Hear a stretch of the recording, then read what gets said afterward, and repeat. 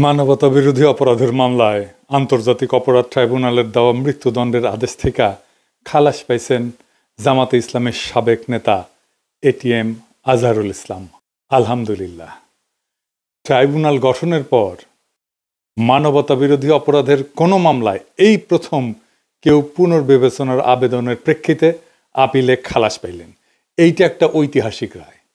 শুনতেছি বাম সেকুলার মহলে আর্তনাদ শুরু হয়েছে, ইউনূসের সরকার নাকি রাজাকারের পাহারাদার। রায় বাতিল করলো আদালত। রাজাকারের যদি পাহারাদারি হয় তাহলে সেটা আদালত হবে, প্রফেসর ইউনূসের সরকার কেন? আদালত কি সরকারের পাঠ? প্রফেসর ইউনূসের সরকার তো রায় বইলা দেয় না। এখন রায় বাতিল কইরা বর্তমান আপিল বিভাগ খুব গুরুত্বপূর্ণ কয়েকটা কথা বলছে আন্তর্জাতিক অপরাধ ট্রাইব্যুনালে অতীতের বিচারে আন্তর্জাতিক আইনের মানদণ্ড অনুসরণ করা হয়নি। যে সমস্ত তথ্য প্রমাণ এই মামলায় ছিল তা অতীতের আপিল বিভাগে সঠিকভাবে বিবেচনা করতে ব্যর্থ হয়েছে। দুইটা জিনিস বলছে এবং ফাইনালি মতামত দিছে, যেটা পর্যবেক্ষণে বলছে যে এ মামলায় অতীতের রায়ে গ্রস মিসক্যারেজ অফ জাস্টিস হয়েছে, অর্থাৎ বিচারের নামে ব্যাপক অবিচার হয়েছে। আদালতে যে সমস্ত সাক্ষ্য প্রমাণ উপস্থাপন করা হয়েছিল সেগুলোর পর্যালোচনা ছাড়াই ফাঁসি দিয়ে দেওয়া হয়েছিল। তো আপিল বিভাগ বলছে যে পৃথিবীর ইতিহাসে এটা একটা ট্রাভেস্টি অফ ট্রুথ, অর্থাৎ বিচারের নামে অবিচার। আমি এই অবিচার নিয়ে আমার ইউটিউবের শুরুতে এই ভিডিওটা করেছিলাম, দেখতে পারেন।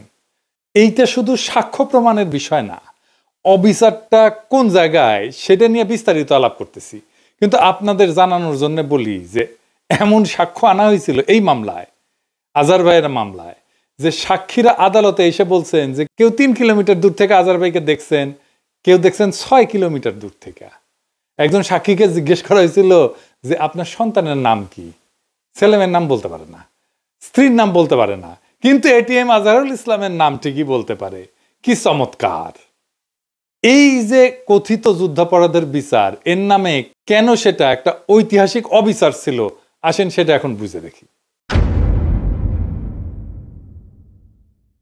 এই যুদ্ধাপরাধের বিচারের প্রস্তুতি শুরু হয়েছিল শেখ হাসিনা সরকারের আমলে 2009 সালে ক্ষমতা আসার পর। কেন হাসিনা এই বিচারটা করতে গেল, এইটা গুরুত্বপূর্ণ, এইটা একটু বুঝতে হবে। 2001 সালের 8ম জাতীয় সংসদ নির্বাচন ছিল বাংলাদেশের রাজনীতির নির্ধারক। বিএনপি ওইখানে 41.40% ভোট পাইছিল আর 193টা আসন পাইছিল। আওয়ামী লীগ পাইছিল একটু কম বিএনপির চেয়ে, খুব বেশি কম না, কিন্তু 40.02% ভোট। এটিতে সে পাশের দুইটা উপর নিচ করে লিখে দেন। আর আসন পাইছিল কত? 62টা। জাতীয় পার্টি পাইছিল 7.22% ভোট, 14টা আসন পাইছিল। আর জামাত পাইছিল 4.28% ভোট, 17টা আসন পাইছিল। বিএনপি জামাত মোট পায় 210টা আসন। আপনারা খেয়াল করলে দেখবেন যে ভোট যে পরিমাণে পাইছে, যে পার্সেন্টেজে পাইছে বিএনপি জামাত, তার চেয়ে আসন সংখ্যা অনেক বেশি। কেন? কারণ বিএনপি আর জামাতের ভোট একসাথে হয়েছিল। বিএনপির সিটে সে জামাতের ভোট পাইছে, জামাতের সিটে সে বিএনপির ভোট পাইছে।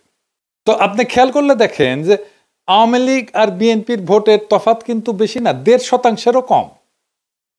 এইখানেই আসল ঘটনা। কি সেই ঘটনা? বিএনপি আর জামাত যদি একসাথে থাকে তাইলে আওয়ামী লীগের কোনো চান্স নাই, জিন্দেগিতে সে ক্ষমতায় আসতে পারবে না। তার ক্ষমতায় আসার জন্য দুইটা জিনিসের দরকার: জামাত আর বিএনপির ভোট ভাগ করিয়া দেওয়া, আর জাতীয় পার্টিকে কাছে টানা। এইটাই আসলে ইন্ডিয়ান প্ল্যান। বিএনপি জামাত সারুক, এটা বাঙ্গ প্রগতিশীলদের একটা দাবি না দীর্ঘদিন থেকে? 2008 সালের নির্বাচনে আওয়ামী লীগ তাই করলো। এখন দ্বিতীয় কাজ হইতেছে জামাতকে ধ্বংস করে দেওয়া। কি করলো 2008 সালের নির্বাচনে? জাতীয় পার্টির সাথে নিয়ে নির্বাচন করলো, বিএনপি আর জামাত আলাদা আলাদা নির্বাচন করলো। এখন দ্বিতীয় কাজ হচ্ছে জামাতকে ধ্বংস করে দেওয়া। মূলত তার শীর্ষ নেতাদের মাইরা ফেলা, তাদের নিয়ন্ত্রিত আর্থিক প্রতিষ্ঠানগুলো হয় ধ্বংস করে দেওয়া অথবা দখল নিয়ে দেওয়া। এইভাবে ইসলামী ব্যাংক গেল, তাই না?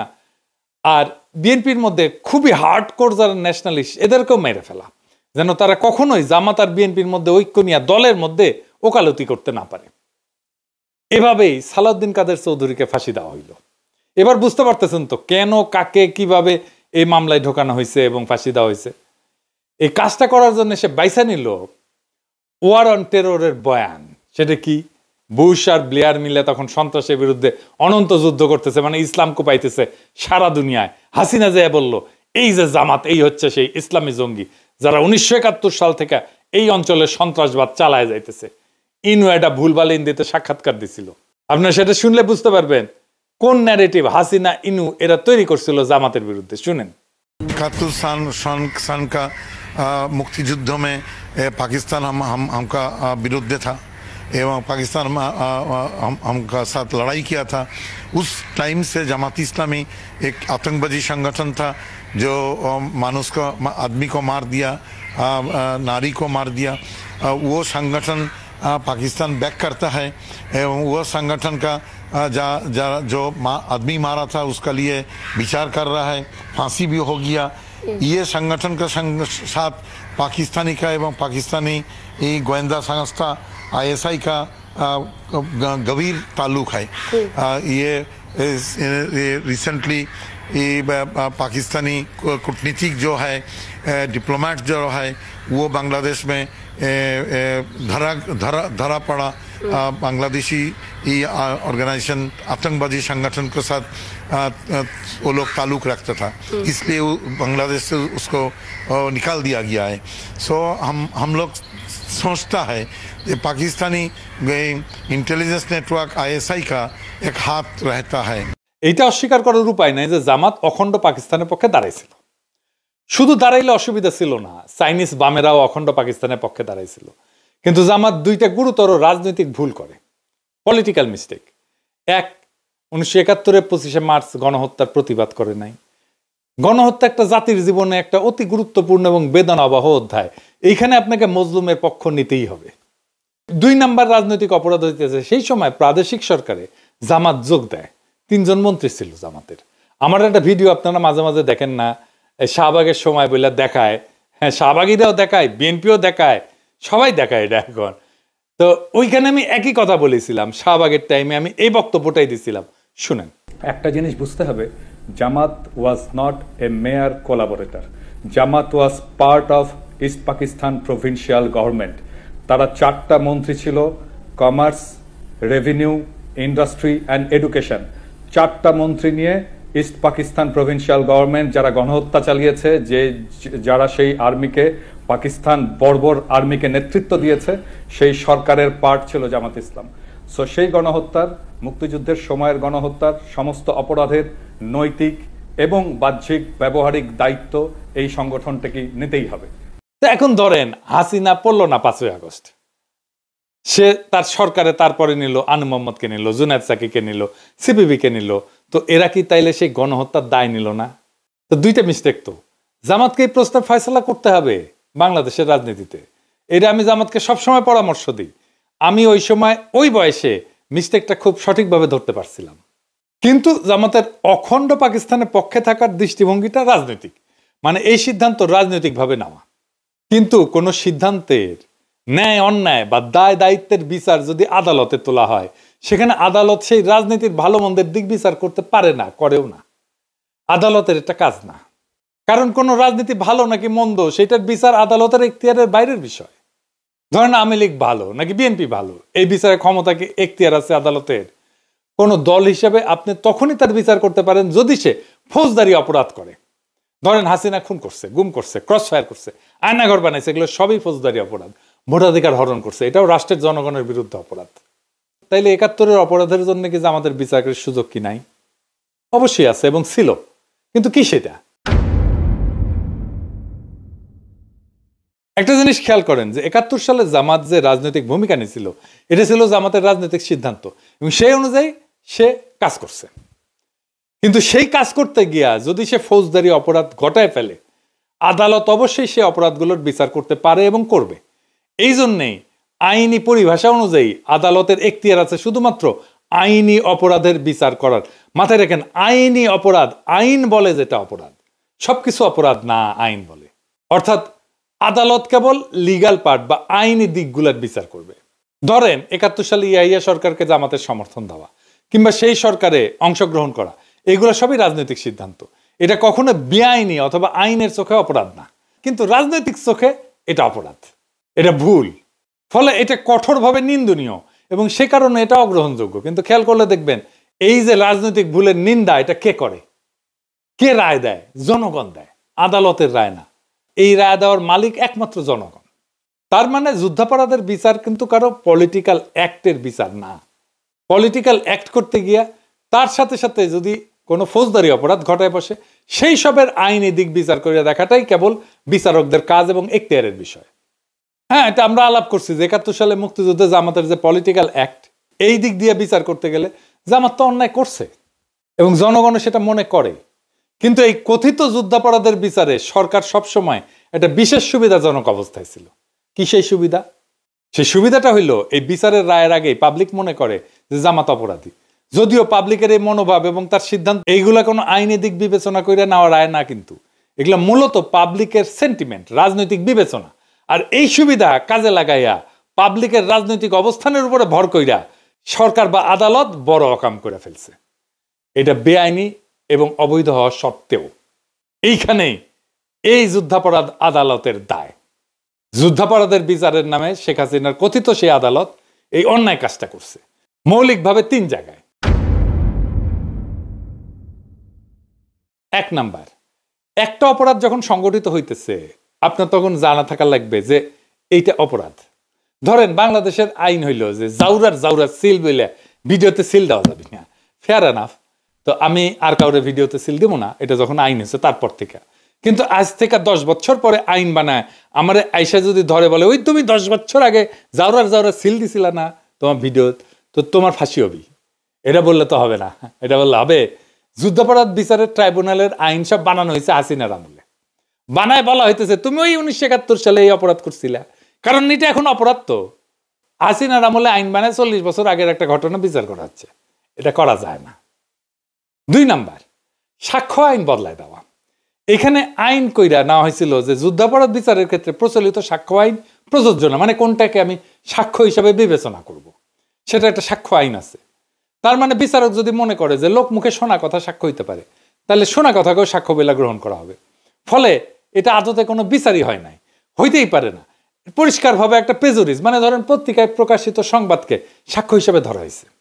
যদি তাই হয় তাহলে তো আমারও ফাঁসি দেওয়া যাবে, আর তাজ হাসমিনও ফাঁসি দেওয়া যাবে। কারণ আমার নামে তো, তাজ হাসমিন নামে তো ভয়ঙ্কর সাইবার সন্ত্রাসী বইলা নিউজ ছাপাইছিল, তাই না, অনেক পত্রিকা।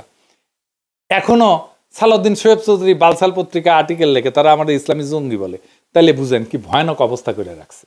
তার মানে যেটা সাক্ষ্য হিসাবে আদালতে বিবেচিত হয় না, সেটাকেও সাক্ষ্য বানাইছে। আপনার নামে একটা পত্রিকায় নিউজ ছাপে দিবে, তারপর ওইটা দিয়ে আপনারে ফাঁসি দিয়ে দিবে। ৩ নাম্বার, আদালতের বিচারের ক্ষেত্রে সুনির্দিষ্ট ধারার ঠিক কোন ধরনের কাজ করলে কোনটা অপরাধ গণ্য করা হবে, সে অপরাধের কি শাস্তি হবে, এই বর্ণনাগুলো তালিকা হিসেবে ধারাবাহিকভাবে কোড হিসেবে সাজানো থাকে, এটাকে বলে পেনাল কোড। আদালতে অভিযোগ দায়ের করার টাইমে অপরাধের ওই ধারাবাহিক নাম্বার উল্লেখ করে মামলা সাজানো হয়। এটাই আমাদের প্রচলিত ভাষায় অপরাধের ধারা বলি। যেমন ধরেন কওয়া যায় ৩০২ ধারা মানে এটা খুনের অপরাধ, ৪২০ মানে 420 বলি আমরা যেটা, এটা হইতেছে প্রতারণার অপরাধ। এইরকম খেয়াল করবেন যুদ্ধাপরাধের বিচারের আইনে কয়া দেওয়া হয়েছিল প্রচলিত পেনাল কোড এই বিচারের ক্ষেত্রে প্রযোজ্য না। এবার হাত পা বাইন্দা গোলপোস্ট যদি ইচ্ছামাফিক সরায় দেওয়া হয়, তাহলে এটাকে কি আর বিচার বলা যায়? বিচার বলে কিছু অবশিষ্ট থাকে? তার মানে এখানে পুরাটাই বিচারকের খেয়াল খুশি মর্জির উপরে ছেড়ে দিয়া কথিত বিচারটা করা হয়েছে। ঠিক কোনটার কারণে এটা অপরাধ হিসেবে গণ্য হয়েছে, এটা থেকে শুরু কইরা চার্জ গঠন, এমনকি ওই অপরাধের কারণে কি শাস্তি দেওয়া হবে সেটাও মর্জি মতো। ফলে বিচারক মর্জি মাফিক বেকসুর খালাস থেকে শুরু করে মৃত্যুদণ্ড পর্যন্ত সব ধরনের শাস্তি দিতে পারছে। চার্জ গঠন, বিচার এবং রায় সবকিছু ক্ষমতায় বিচারকের হাতের মুঠায় ছিল। এটা কোনো বিচার না, এই জন্য এটাকে জুডিশিয়াল কিলিং বলা হয়েছে। এইসব তুগলুকি কারবার আমরা সেই ২০১০ সাল থেকে দেখে আসতেছি। তাই আমার মনে শুধু একটাই প্রশ্ন জাগে, বিচারের নামে এইসব বুজরুকি, এইটা একজন আইনের প্রাথমিক ছাত্রের কাছেও তো ধরা পড়ার কথা। বিচার প্রক্রিয়ায় যে ফাঁকগুলা, এটা সাধারণ চোখে দেখা যায়। অথচ যুদ্ধাপরাধের বিচারের নামে এই ঐতিহাসিক অবিচারের বাটপাড়িগুলো বামপন্থীদের নজর এড়ায় গেছে। এখনো তারা হা হুতাশ করে। এমনকি যারা আইনের লোক তাদেরও, বামপন্থীদের কি দায় নাই তাদের নেতাকর্মীদের আইনের প্রাথমিক ধারণা দেওয়ার? আজাদ সাহেবের খালাস পাওয়ায় বামদের আহাজারিতে একটাই ব্যাখ্যা, সেটা হইতেছে ওনারা বাঙ্গু প্রগতিশীল এবং বুঝতেই পারতেছেন সেই কারণে ওনারা ধর্মবিদ্বেষী। কাজেই জামাত মারার নামে ধর্ম উচ্ছেদের এই মহান আয়োজনে এই সময় তো তিনি ঘরে বসে থাকতে পারেন না। প্রগতিশীলতার নামে, ইসলাম কোপানোর নামে সমাজের এই কথিত প্রগতিতে সামিল না হইয়া উনি কেমনে থাকবেন? কে জানে, বামেরা হয়তো সুখ অনুভব করছিল এইটা ভাইবা যে শাহবাগের এই উত্থান এটা নিশ্চয়ই বাংলাদেশের এক রয়া রেনেসা, এক নবজাগরণ, হোক না সেটা চরম অবিচারের রাস্তায়। তবুও আমেরিকা এবং শেখ হাসিনা কোলে বৈশা ইসলাম কোপানির এই মহোৎসব এটাতে সামিল না হওয়ার নস্টালজিয়ায় তারা ছাড়তে পারতেছে না। ওরা যেভাবে মনে করে 1971 ইসলামকে পরাজিত করা হয়েছিল, ঠিক একইভাবে মনে করে শাহবাগে তাদের ইসলাম কোপানির যুদ্ধের বিজয় হয়েছিল। তাই আজার ভাইয়ের মুক্তি একটা ল্যান্ডমার্ক, বাংলাদেশের জন্য একটা ঐতিহাসিক ঘটনা। যদিও অনেককে আমরা হারাইছি, হাসিনা পতনের মাত্র কিছুদিন আগে আমরা মাওলানা সাইদিকে হারাইছি। আরো অনেকে আছেন যেমন মাওলানা আবুল কালাম আজাদ, ওনার মামলাটার নিষ্পত্তি দরকার। এই সাথে 1975-এর আগস্ট বিপ্লবী যারা আছেন, ওনাদের মধ্যে যারা বেঁচে আছেন, তাদের মামলাগুলো ফয়সালা করে ওনাদের সসম্মানে দেশে ফিরে আনা হোক। আজার ভাইয়ের খালাস শুধু একজন মানুষের মুক্তি না, এটা বাংলাদেশের বিচার ব্যবস্থার উপর চাপায় দেওয়ার রাজনৈতিক প্রতিহিংসার মুখোশ খুইলা ফেলার প্রথম ধাপ। এ রায় দেখাই দিল যে সত্যকে দমায় রাখা যায়, কিন্তু মুছে ফেলা যায় না। যুদ্ধাপরাধের নামে যে ট্রাইব্যুনাল বানানো হয়েছিল তা আদতে ছিল একটা রাজনৈতিক হত্যার যন্ত্র, যেখানে আইন ছিল সাজানো, সাক্ষ্য ছিল বানানো, আর বিচারকের মর্জি ছিল শাস্তির একমাত্র মানদণ্ড। আজকের এই ঐতিহাসিক রায় প্রমাণ করলো রাজনীতি দিয়া আইন চাপায় দেওয়া যায় না। এবং যখন এমন অন্যায় এক যুগ ধরে চলতে থাকে, তখন একদিন না একদিন ইতিহাস পেছন ফিরে তাকায়। আজ সেই ইতিহাসের মুহূর্ত। যারা একদিন ন্যায় বিচারের নামে হাততালি দিছে, তাদের এখন বুকে হাত দিয়ে ভাবা উচিত, আপনি কি সত্যি ন্যায় চাইছিলেন, বিচার চাইছিলেন, নাকি শুধু প্রতিপক্ষের ধ্বংস চাইছিলেন? আজার ভাইয়ের মুক্তি এটা শুধু জামাতের জয় না, এটা বিচার ব্যবস্থার একটা ক্ষণিকের পুনর্জাগরণ। আজার ভাইয়ের মুক্তি হলো একটা রাষ্ট্রের আত্মসমালোচনার শুরু। এখন সময় আসছে অন্যায়ভাবে যারা ফাঁসিতে ঝুলছেন এবং এখনো যারা পালায় বেড়াচ্ছেন, তাদের মামলাগুলোকে সবগুলোকে আবার পুনর্বিবেচনা করার। এই বিচার প্রক্রিয়ার ধ্বংসস্তূপের মধ্যে থেকে আমাদের নতুন করে নির্মাণ করতে হবে একটা সত্যভিত্তিক, ন্যায়ভিত্তিক এবং রাজনৈতিক প্রতিহিংসা মুক্ত বাংলাদেশ। সেই বাংলাদেশে কেউ আর কেবল রাজনৈতিক মতাদর্শের কারণে ফাঁসির দড়িতে ঝুলবে না। সেই বাংলাদেশে বিচার হবে অপরাধের, মতাদর্শের না। সেই বাংলাদেশে বাম কিংবা ডান কেউ আর ধর্মের নামে, জাতীয়তাবাদের নামে বা মুক্তিযুদ্ধের নামে বিচারের ছদ্মবেশে হত্যা করবে না। আজার ভাইয়ের মুক্তি এক নতুন যাত্রার সংকেত। এই যাত্রা শুধুমাত্র একজন মানুষের না, এটা একটা জাতির আত্মসমালোচনার পথ চলা। এখন সময় সাহস করে সেই পথে পুরা জাতিকে নিয়ে আগায় যাওয়ার। ইনকিলাব জিন্দাবাদ।